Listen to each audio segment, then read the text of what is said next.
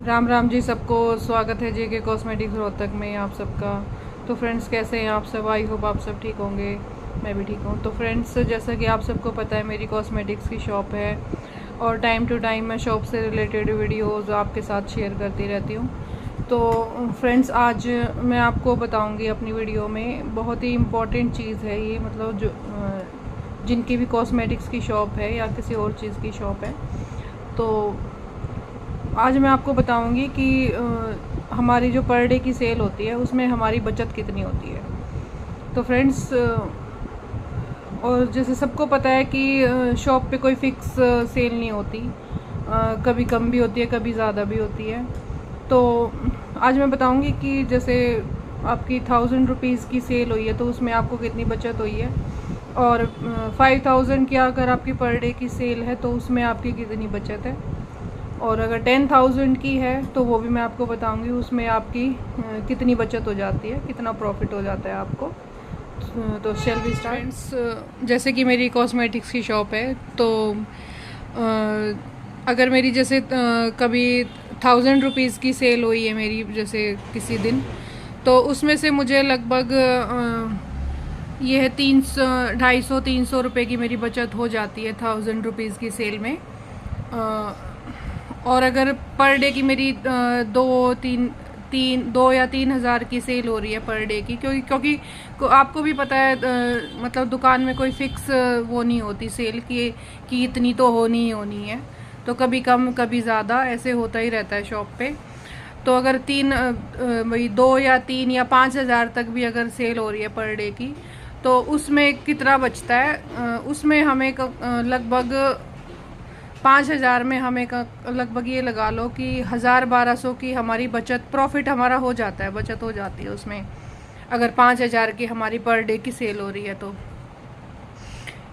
और अगर अगर किसी की शॉप अच्छे एरिए में है और उसकी 10,000 की पर डे की सेल है, अभी तक मेरी तो है नहीं 10,000 की, तो अगर किसी की 10,000 की सेल है पर डे की, तो उसका ये लगा लो 10,000 में उसको कम से कम 3-4 हज़ार उसकी बचत हो जाती होगी आराम से। और एक बात और कि ये भी मैटर करता है कि हमारी शॉप किस एरिए में है, उससे भी हमारी जो सेल है उस पर काफ़ी असर पड़ता है फ्रेंड्स। तो अगर किसी की मेन मार्केट में शॉप है तो उसकी सेल थोड़ी ज़्यादा होगी, अगर सेल ज़्यादा है तो फिर बचत भी अच्छी होगी, वो तो सबको पता है देखो। लेकिन अगर किसी की शॉप जैसे किसी सोसाइटी में है या कॉलोनी में है या मार्केट एरिया से कहीं दूर है, तो उस पे थोड़ा सेल, उसकी वजह से भी सेल पे थोड़ा असर पड़ता है, तो फिर बचत भी उसी हिसाब से होती है।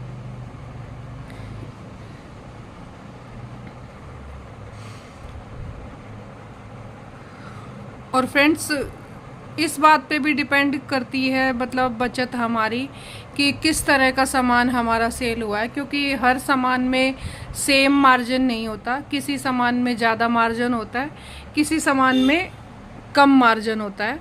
तो इस चीज़ पे भी हमारी बचत डिपेंड करती है कि हमारा किस तरह का सामान सेल हो रहा है।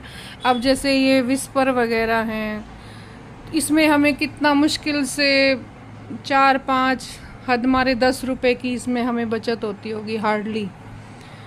तो अगर ये बिक रहे हैं तो फिर हमारी कोई ख़ास बचत नहीं होगी।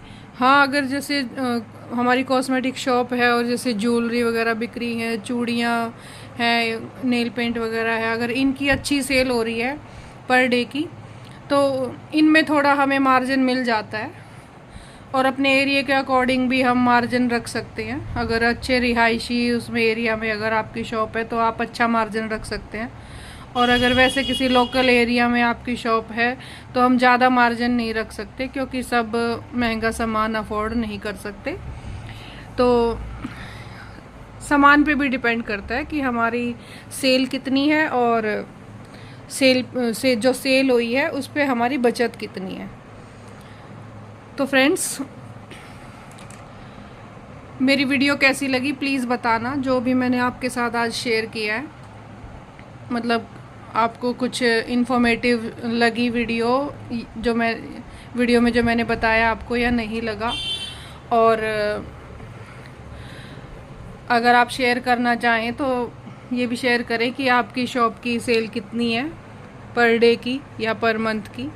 खैर कोई शॉपकीपर बताता तो नहीं है, लेकिन आप अगर शेयर करना चाहें तो कर सकते हैं। और आपकी शॉप किस एरिया में है वो भी कमेंट करके बता सकते हैं।